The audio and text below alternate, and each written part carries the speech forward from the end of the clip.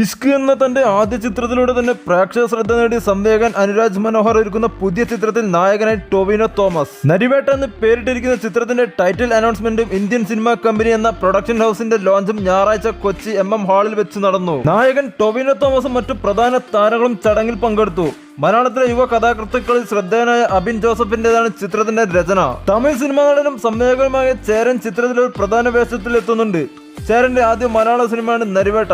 സുരാജ് വെഞ്ഞാറമൂടി, ആര്യ, സലീം, റിനി, ഉദയകുമാർ, പ്രിയംവദ കൃഷ്ണൻ എന്നിവരാണ് ചിത്രത്തിലെ മറ്റു താരങ്ങൾ. ഈ മാസം ഷൂട്ട് ആരംഭിക്കാനിരിക്കുന്ന ചിത്രം കോട്ടയം, വയനാട് എന്നീ സ്ഥലങ്ങളിലായി ഷൂട്ട് പൂർത്തിയാക്കാനാണ് ഉദ്ദേശിക്കുന്നത്. India GCC trade ambassador Shiyas Hasan, UAE building material export business സംരംഭകൻ ടിപ്പു ഷാൻ എന്നിവർ ചേർന്നാണ് ഇന്ത്യൻ സിനിമാ കമ്പനി രൂപീകരിച്ച് മലയാള സിനിമയിലേക്ക് പുതിയ ചുവടുവെപ്പ് നടത്തുന്നത്. പുതിയ സിനിമാ പ്രൊഡക്ഷൻ ഹൗസ് നാളെ മലയാള സിനിമയുടെ ഭാവിയിൽ മഹത്തായ പങ്കുവഹിക്കാനുള്ള ശക്തിയുണ്ടെന്നും മലയാള സിനിമാ പ്രേമികൾക്ക് പുതുമയാർന്ന അനുഭവങ്ങൾ സമ്മാനിക്കുമെന്നതുമാണ് കമ്പനിയുടെ ലക്ഷ്യം എന്നും ചടങ്ങിൽ ഉടമകൾ കൂട്ടിച്ചേർത്തു. ഫഹദ് ഫാസിൽ, SJ സൂര്യ, ബിപിൻ ദാസ് ചിത്രമാണ് ഇന്ത്യൻ സിനിമാ കമ്പനിയുടെ അടുത്ത നിർമ്മാണ സംരംഭം.